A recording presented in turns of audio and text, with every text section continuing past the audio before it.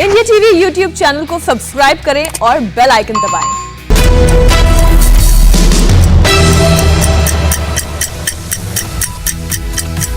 नमस्कार, मैं हूं अमित पालित। सुबह के 9 बजने वाले हैं और वक्त है इस वक्त की 9 बड़ी खबरों का। आज हम आपको बताएंगे यूपी चुनाव की तैयारी में लगी बीजेपी ने लिया है क्या बड़ा फैसला।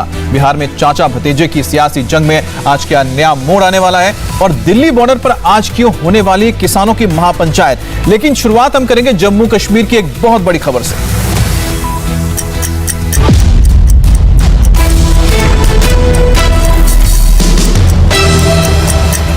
आज की सबसे बड़ी खबर यही है कि अब से 2 घंटे बाद कश्मीर में पीडीपी की एक अहम बैठक होने जा रही है। महबूबा मुफ्ती ने पार्टी की पीएसी यानी कि पार्लियामेंट्री अफेयर्स कमेटी की मीटिंग बुलाई है। सुबह 11 बजे होने वाली इस बैठक में इस बात पर मंथन होगा कि प्रधानमंत्री की बुलाई गई सर्वदलीय बैठक में हिस्सा लिया जाए या नहीं, और अगर हिस्सा लिया जाए तो क्या एजेंडा लेकर वार्ता में शामिल हुआ जाए। जम्मू कश्मीर के मसले पर पीएम मोदी 24 जून को ऑल पार्टी मीटिंग बुलाई है। प्रधानमंत्री के आवास पर होने वाली इस बैठक के लिए गृह सचिव अजय भल्ला ने जम्मू कश्मीर के 14 नेताओं को फोन कर इनविटेशन दिया है। कांग्रेस और नेशनल कॉन्फ्रेंस ने पीएम की इस पहल का स्वागत किया और पीडीपी के अलावा दूसरे दल भी जल्दी इस मसले पर अपनी पार्टी की बैठक बुलाएंगे। इसके बाद पीपुल्स अलायंस और गुपकार डेलीगेशन में शामिल दल बैठक बुलाकर सर्वदलीय बैठक में शामिल होने के मसले पर फैसला लेंगे। आर्टिकल 370 खत्म होने के बाद यह पहला मौका है जब दिल्ली में जम्मू कश्मीर की सभी पार्टियों के नेताओं को बातचीत के लिए एक टेबल पर न्योता भेजा गया है।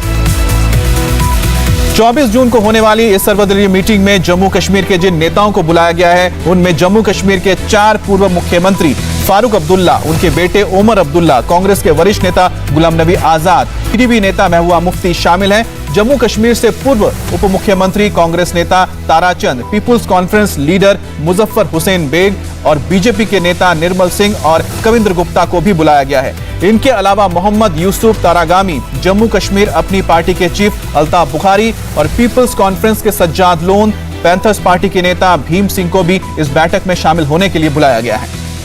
सूत्रों के मुताबिक इस बैठक में जम्मू कश्मीर में राजनीतिक प्रक्रिया शुरू करने पर चर्चा होनी है। कश्मीर में विधानसभा चुनाव कराने पर चर्चा हो सकती है और डिलिमिटेशन की प्रक्रिया शुरू करने पर भी बात हो सकती है। ज्यादातर दलों के नेताओं ने इस बैठक का स्वागत किया है।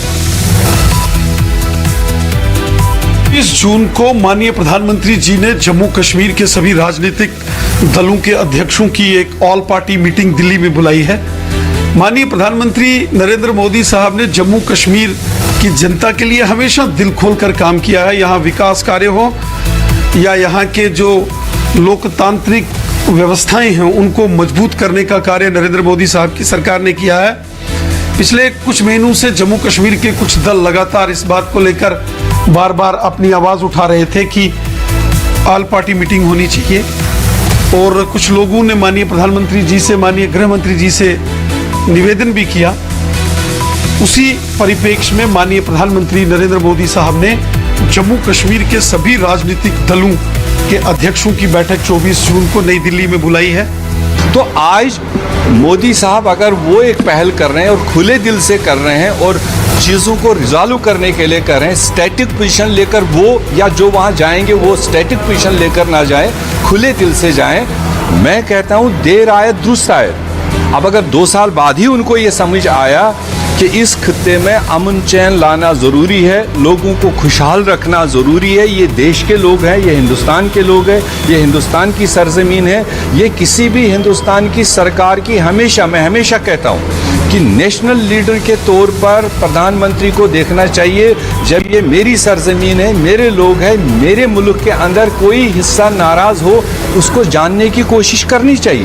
पार्टी की जो पॉलिटिकल अफेयर्स कमेटी है, पीएसी है, उसका एक इजलास तलब किया गया है जिसको महबूबा मुफ्ती साहिबा चेयर करेंगी और इस सूरत हाल का जायज़ा लिया जाएगा और डिस्कशन होगा इसी हवाले से कि ये जो प्रपोज्ड मीटिंग दिल्ली में होने जा रही है और एक फैसला लिया जाएगा कि पीपल्स डेमोक्रेटिक पार्टी का इस बारे में क्या रवैया होगा, आगे का जो लाहेमल होगा उस पर गुफ्तशुनीद होगी और डिसीजन लिए जाएंगे। बातचीत के लिए हमारे दरवाजे हमेशा खुले हैं क्योंकि हम ये समझते हैं कि लोकतंत्र में बातचीत एक ज़रूरी चीज़ और लाजिम चीज़ है। और कोई भी बातचीत जो कि जम्मू कश्मीर राज्य के और जम्मू कश्मीर के राज्य के लोगों की बेहतरी के लिए होगी, उसका हम खैर मकदम करते हैं। तो इस बड़ी खबर पर बात करने के लिए मेरे दो सहयोगी जुड़ गए हैं, मंजूर मीर और देवेंद्र पराशर। मंजूर, एक तरफ हम देख रहे हैं कि कांग्रेस तो उसका स्वागत कर रही है, लेकिन जो पीडीपी है, एनसी या दूसरी जो पार्टी है, उनका क्या रुख है इस बातचीत के ऑफर को लेकर?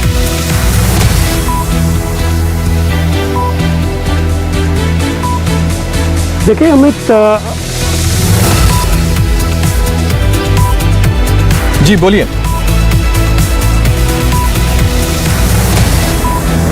देखिए अमित, आज पीपल्स पार्टी की जो है एक अहम बैठक होने जा रही है, जिसकी सदारत खुद महबूबा मुफ्ती करने जा रही है। निसंदेह ही 370 पर जो है पीडीपी का सख्त पक्ष रहा है और उनके लिए ये फैसला करना जो है बेहद मुश्किल होगा। लेकिन सारी पार्टियां जो है सबसे पहले अपनी पार्टी के पॉलिटिकल अफेयर्स जो कमेटी है उनसे मिलेंगे, उनसे चर्चा करेंगे कि किन मुद्दों पर जो है पीएम से 24 जून को वो बात करेंगे, मीटिंग का एजेंडा क्या होगा। ये सारी चीज़ें जो है जो 1-2 दिन में जो है पूरी पार्टियां जो है तय करेंगी। उसके बाद पीपल्स ग्रुप का डिक्लेरेशन जो है वो अहम फैसला लेंगे कि क्या वो इस बैठक में हिस्सा लेंगे या नहीं। फिलहाल आज पीडीपी की बैठक है, 11 बजे ये बैठक शुरू होने जा रही है और अगले 24 घंटे के भीतर जो है नेशनल कॉन्फ्रेंस भी जो है वो अपनी बैठक बुलाएंगे। और फारूक अब्दुल्ला ने ये साफ किया है कि बिना बातचीत के जो है कोई भी मसला हल नहीं हो सकता है, लेकिन इससे पहले वो अपनी पार्टी के सभी लीडरों से बात करेंगे। उसके बाद पीपल्स ग्रुप का अलायंस डिक्लेरेशन मिलेगी और उसके बाद ही फैसला होगा।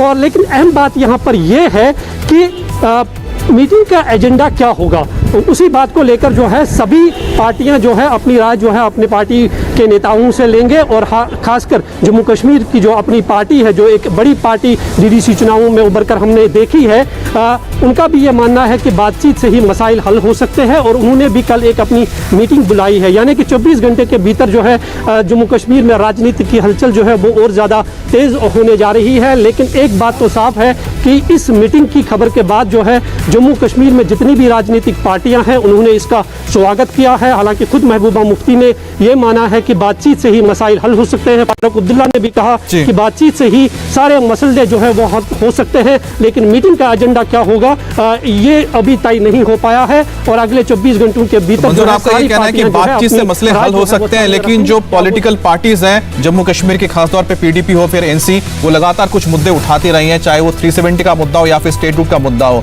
देवेंद्र, आप बताइए कि जिस एजेंडे को लेकर वहां बातचीत होगी, आखिरकार यहां जो बातचीत होने जा रही है उसके लिए केंद्र सरकार ने कोई एजेंडा तय किया है? क्योंकि 2 मुद्दे जरूर उठेंगे जो उठाएंगी पार्टी अगर आती है, तो वो है स्टेट रूट और दूसरा है आर्टिकल 370। देखिए 370 को तो लेके निश्चित तौर पे भले ही वहाँ के जो कुछ दल हैं जैसे पीडीपी, एनसी, इन सबों की बात कर रहे हैं जो गुपकार संगठन में है, वो अपनी आवाज उठाएंगे, लेकिन केंद्र सरकार की तरफ से उस पर बातचीत की कोई संभावना नहीं है, ना आज ना भविष्य में। जाहिर तौर पर जो बातचीत होगी वो निश्चित तौर पर डेवलपमेंट को लेकर होगी, पॉलिटिकल प्रोसेस को कैसे तेज किया जाना है, डिलिमिटेशन कमीशन में बाकी दलों को भी शामिल होना चाहिए, अपनी राय रखनी चाहिए, आगे कैसे कब चुनाव कराया जाना है, उसके लिए माहौल कैसा होना चाहिए, और कोरोना काल में किस प्रकार से राजनीतिक दलों की वहाँ पे क्या भूमिका होनी चाहिए, इन सारे मसलों पे चर्चा हो सकती है। धारा 370 को लेके केंद्र सरकार की तरफ से निश्चित तौर पे कोई भी बातचीत नहीं होगी। हाँ, ये भी तय है अमित कि वो जो दल आएंगे, खासतौर पे गुप्कार संगठन वाले दल, वो निश्चित तौर पे पुरजोर तरीके से धारा 370 की आवाज ही उठाएंगे अगर वो आते हैं। तो अभी तक जो संकेत है उसके हिसाब से वो आ रहे हैं, लेकिन निश्चित तौर पे उनका जो स्टैंड है वो बहुत सख्त रहेगा, क्योंकि ऑलरेडी वो लगातार इस बात की मुखालफत करते रहे हैं। ऐसे में जब प्रधानमंत्री के सामने जब बैठक हो, इस मसले को जोर शोर तरीके से ना उठाएं, ये संभव नहीं है, लेकिन केंद्र सरकार की तरफ से उस पर कोई बातचीत नहीं होगी। जी, ये बिल्कुल। मंजूर, जैसा कि देवेंद्र ने बताया कि 370 पर सरकार तो हो सकता है बात नहीं करेगी, लेकिन स्टेट रूट एक ऐसा मुद्दा है जिस पे हो सकता है कि कोई एक बातचीत हो सकती है। तो ऐसे में डिलिमिटेशन और स्टेट रूट, ये दोनों किस तरह से लेकर चल रहे हैं यहाँ की जो लोकल पार्टीज हैं कश्मीर की? देखिए अमित, आर्टिकल 370 और 35A को हटाए जाने के बाद ये साफ हो गया है कि जैसे कि देवेंद्र ने भी कहा कि आर्टिकल 370 को वापस लाना या इस पर चर्चा करना जो है वो संभव नहीं है। लेकिन अब एक यहाँ पर चीज़ रहता है, स्टेट हुड को वापस लाने की, डिलिमिटेशन की बात हो रही है, और जो सूत्रों से हमें खबर मिल रही है उसके मुताबिक नवंबर के आखिर तक जो है जम्मू कश्मीर में चुनाव कराने की प्रक्रिया जो है वो शुरू हो जाएगी, जिसको लेकर प्रधानमंत्री नरेंद्र मोदी ने ये बैठक बुलाई है, क्योंकि चुनाव होना जो है बेहद ज़रूरी है। और इसके लिए कहीं पार्टियाँ जो है वो लगातार ये मांग कर रहे थे कि जम्मू कश्मीर में चुनाव होना बेहद ज़रूरी है। तो उसकी एक पहल जो है करीबन 2 साल के बाद जो है ये देखी जा रही है। लेकिन 370 पर सख्त पक्ष रखने वाले जो है कुछ पार्टियां ज़रूर है, जिनमें से पीडीपी जो है सबसे बड़ी पार्टी मानी जाती है, जिन्होंने हमेशा 370 को हटाने का जो है ज़बरदस्त विरोध किया है। तो वो इस मीटिंग में जाएंगी या नहीं जाएंगे, हालांकि ये फैसला जो है पीपुल्स गुपकार अलायंस डिक्लेरेशन करेगी जब वो आपस में मिलेंगे। लेकिन एजेंडा जो है बातचीत का, उसमें ये मुद्दे जो है ज़रूर सभी पार्टियां उठाएंगी, चाहे वो छोटी पार्टियां जम्मू कश्मीर की हो या बड़ी पार्टियां हो, वो स्टेटहुड की बात ज़रूर करेंगे। और साथ ही साथ 370 की बात भी जो है महबूबा मुफ्ती करेगी, क्योंकि उनका हमेशा इस पर जो है सख्त पक्ष रहा है। तो अब आने वाले 24 घंटों में ये साफ होगा, जब नेशनल कॉन्फ्रेंस भी बैठक बुलाएंगे, वो भी मिलेंगे। बाकी जो छोटे दल है उन्होंने भी कल और आज में अच्छी बात है कि कम से कम बातचीत की पहल तो हो रही है मंजूर, जहां पर पॉलिटिकल जो पार्टीज है यहाँ पर केंद्र के सरकार के साथ आके बात करेगी। देवेंद्र, वहां पर प्रधानमंत्री और अमित शाह का होना तो तय माना जा रहा है, इसके अलावा कौन होंगे इस मीटिंग में? ये बाकी अधिकारी होंगे और गृह सचिव होंगे, ये सारे अधिकारी होंगे, लेकिन निश्चित तौर पे ये मुख्यतः ये जो बैठक है वो प्रधानमंत्री की बैठक है और प्रधानमंत्री उन दलों के साथ ये संवाद करके इस पे चर्चा करना चाहेंगे और उस लिहाज से बहुत महत्वपूर्ण हो जाता है। दूसरी चीज की जो स्टेटहुड है वो केंद्र सरकार के ऑलरेडी स्कीम ऑफ थिंग्स में है, बस उसमें समय की बात थी। ऐसा नहीं है कि उसको हमेशा केंद्र शासित प्रदेश के तौर पे ही रखना है। चुनाव की जो प्रक्रिया है वो ऑलरेडी स्कीम ऑफ थिंग्स में है, बस इंतजार इस बात का किया जा रहा था कि चुनाव कराने लायक माहौल हो जाए, पहले डिलिमिटेशन कमीशन का काम पूरा हो, उसके बाद चुनाव कराया जाए। तो ये सारी चीजें ऐसा नहीं है कि स्कीम ऑफ थिंग्स में नहीं है, बस मसला एक ये है कि 370 को लेकर जो कि एक इमोशनल इशू है जम्मू कश्मीर में कुछ दलों के लिए, वो जो उठाने की कोशिश करेंगे उस पर कोई भी निगोशिएशन नहीं हो सकता है। इसके अलावा जितने मसले हैं उसके लिए केंद्र सरकार ओपन है किसी भी मसले पर बातचीत करने के लिए। ये स्टेटहुड की अगर जब बात होती है, चुनाव की अगर बात होती है, तो उससे पहले डिलिमिटेशन का तय हो जाना भी जरूरी है, क्योंकि उसके बाद ही इलेक्शंस हो सकते हैं। और आपको बता दें पिछली बार जो मीटिंग हुई थी उस मीटिंग में 5 सदस्यों में सिर्फ 2 सदस्य आए थे जो बीजेपी के थे और बाकी जो सदस्य थे एनसी के, वो शामिल नहीं हुए। तो उम्मीद कर रहे हैं कि बातचीत होगी तो डिलिमिटेशन का प्रोसेस भी आगे बढ़ेगा। बहुत बहुत शुक्रिया आप दोनों का। जम्मू कश्मीर की तरह यूपी में भी सियासी हलचल तेज हो गई है और उत्तर प्रदेश में अगले साल होने वाले विधानसभा चुनाव से पहले बीजेपी संगठन में बड़ा बदलाव किया गया। प्रधानमंत्री नरेंद्र मोदी के सबसे भरोसेमंद पूर्व आईएएस अधिकारी एके शर्मा को बड़ी जिम्मेदारी देते हुए यूपी बीजेपी का उपाध्यक्ष बनाया गया है। कुछ ही दिन पहले एके शर्मा को बीजेपी ने यूपी के एमएलसी के तौर पर वहां बनाया था, लेकिन उसके बाद अटकलें लगाई जा रही थी कि उन्हें डिप्टी सीएम बनाया जाएगा। दिल्ली से लखनऊ तक बैठकों का दौर भी चला और एके शर्मा को संगठन में शामिल कर अहम जिम्मेदारी दी गई। अर्चना मिश्रा और अमित वाल्मीकि को पार्टी के कई प्रदेश मंत्री के तौर पर रखा गया है। एके शर्मा को संगठन में एंट्री देकर राज्य में पार्टी को मजबूत करने की अब जिम्मेदारी दी गई है। एके शर्मा अब यूपी बीजेपी में संगठन का काम देखेंगे। प्रदेश अध्यक्ष स्वतंत्र देव सिंह के साथ मिलकर अगले साल होने वाले विधानसभा चुनाव की तैयारियों को देखेंगे। बीजेपी के चुनाव जीतने पर एके शर्मा को बड़ा ओहदा भी मिल सकता है। कयास तो ये लगाए जा रहे हैं कि 2022 में उन्हें डिप्टी सीएम बनाया जा सकता है, पार्टी अगर जीतती है तो। एके शर्मा प्रधानमंत्री मोदी के बेहद भरोसेमंद आईएएस ऑफिसर रहे हैं। 2001 से लेकर 2020 तक गुजरात में 19 साल तक उन्होंने मोदी के साथ काम किया। यूपी के मऊ में पैदा हुए एके शर्मा गुजरात के मोदी की सरकार में और साथ ही साथ सीएमओ के तौर पर काम कर चुके हैं और मोदी दिल्ली आए तो एके शर्मा को साथ अपने पीओ में लेकर आए और रिटायरमेंट से पहले उन्हें ही वीआरएस दिलाया गया और प्रधानमंत्री मोदी के निर्देश पर उन्हें लखनऊ भेजा गया, जहां पर उन्हें एमएलसी बनाया गया। वाराणसी में कोरोना मैनेजमेंट का काम फिलहाल वो देख रहे हैं और अब यूपी चुनाव में अहम जिम्मेदारी निभाएंगे। एके शर्मा को उपाध्यक्ष बनाए जाने के बाद कांग्रेस ने बीजेपी पर वार किया है। कांग्रेस नेता सुरेंद्र राजपूत ने कहा कि एके शर्मा को संगठन में इसलिए लाया गया क्योंकि पीएम मोदी और सीएम योगी में लड़ाई चल रही है। क्या एके शर्मा उपाध्यक्ष बनने के लिए पीएमओ छोड़कर आए थे? आपसी लड़ाई के बजाय बीजेपी काम पर ध्यान दे।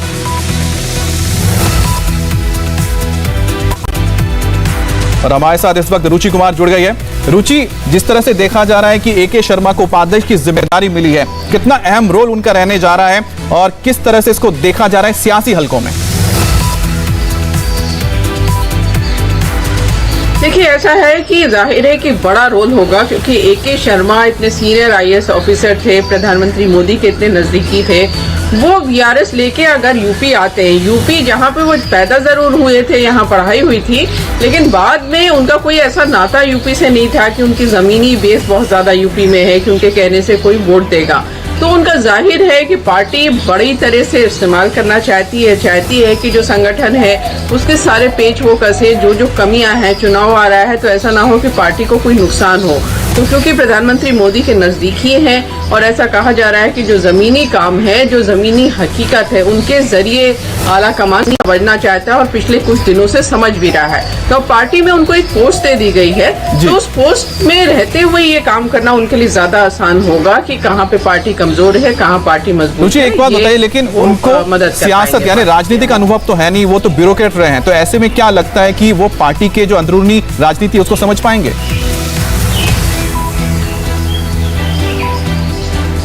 देखिए, ऐसा है, जो भी अफसर होते हैं, खासतौर से जो IAS अफसर होते हैं, वो क्योंकि नेताओं के बीच में रहते हैं तो वो हर तरह की राजनीति के वो करते नहीं है, भले ही क्योंकि वो अफसर के पोस्ट पे, IAS की पोस्ट पे है, लेकिन उनको उसकी पूरी जानकारी होती है कि किस तरह से सरकार चलाने में दांव पे चलते रहते हैं, इसलिए वो बहुत नजदीकी से वो ये सब देखते हैं। तो ऐसा कहना कि AK शर्मा को वो पता नहीं होगा, वो उनको सारी जानकारी होगी, लेकिन उनका रोल लगता है ऐसा, जब उनको उपाध्यक्ष बनाया गया है, उनका रोल पार्टी को मजबूत करने का है और जो जमीन पर पार्टी है, जो जब जाए चुनाव में तो पूरी मजबूती के साथ जाए, इसके लिए उनका ज्यादा इस्तेमाल अब पार्टी करने जा रही है, ऐसा लग रहा है।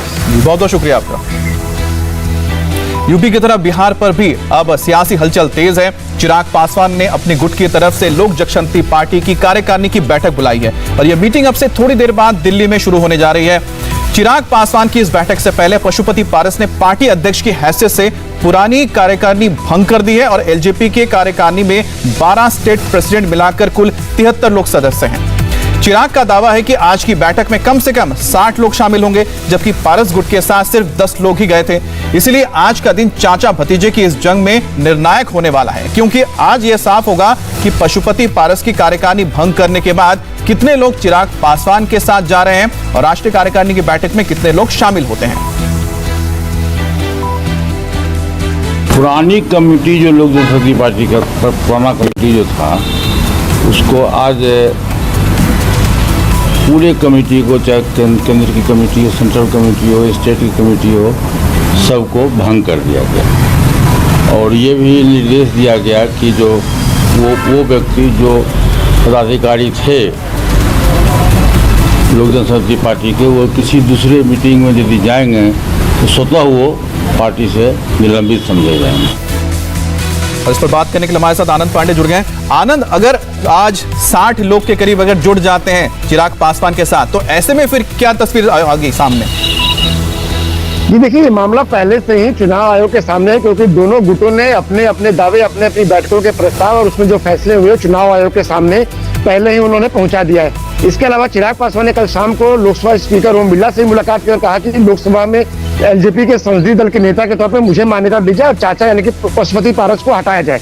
तो ये जो कोशिश है, ये असली और नकली LJP के बीच में शक्ति प्रदर्शन करने की है। जहां पहले पटना में हमने देखा कि पशुपति कुमार पारस ने वहां अपनी बैठक की, वहां उन्होंने खुद को अध्यक्ष, उनको कहा कि हम अध्यक्ष, उनका अध्यक्ष का तौर पर उनका चुनाव हुआ। अब दिल्ली में एक बैठक करके चिराग पासवान बताना चाहते हैं कि जो नंबर्स है, राष्ट्रीय कार्यकारिणी के जो सदस्य है वो उनके साथ है। इसके पहले भी चिराग पासवान ने एक बैठक की थी, वर्चुअली की थी, लेकिन आज की बैठक फिजिकली है, क्योंकि उनको मालूम है कि चुनाव आयोग में कल को जब वो जाएंगे तो हो सकता है चुनाव आयोग उसकी वीडियोग्राफी भी मांगे, तो इसलिए आज फिजिकली बैठक की जा रही है। उस बैठक की बकायदा वीडियोग्राफी की जाएगी। ये सारी लड़ाई जो है LJP के चुनाव चिन्ह यानी कि हम ये कह सकते हैं कि जो अब नंबर गेम है वो काफी कुछ आगे की तस्वीर क्लियर करने जा रहा है आज की बैठक के बाद। बहुत बहुत शुक्रिया आपका। और किसान आंदोलन के खिलाफ किसानों की महापंचायत, ब्रेक के बाद। बिहार की तरह दिल्ली बॉर्डर पर भी अब से थोड़ी देर बाद एक अहम बैठक होने वाली है। किसान आंदोलन के दौरान दिल्ली के बॉर्डर्स पर हो रही आपराधिक घटनाओं से नाराज कुछ गांव वालों ने आज एक महापंचायत बुलाई है। इस महापंचायत में सिंघू बॉर्डर इलाके में दिल्ली और हरियाणा के 36 बिरादरी के पंच शामिल होंगे। महापंचायत में हिंसक घटनाओं के विरोध के साथ साथ बॉर्डर को एक तरफ से खुलवाने की मांग की जाएगी। पिछले 7 महीने से दिल्ली के बॉर्डर्स पर किसान आंदोलन चल रहा है। इस दौरान टिकरी बॉर्डर पर एक शख्स को जिंदा जलाने और एक लड़की के साथ रेप का आरोप भी लगा है। सोनिया गांधी से आज होने वाली कैप्टन अमरिंदर सिंह की मुलाकात क्यों टली, बताएंगे ब्रेक के बाद। नमस्ते, मैं हूं मीनाक्षी जोशी। वीडियो और खबरों से अपडेट रहने के लिए India TV YouTube channel subscribe करें, बेल आइकन दबाना ना भूलें। जुड़े रहें इंडिया टीवी के साथ।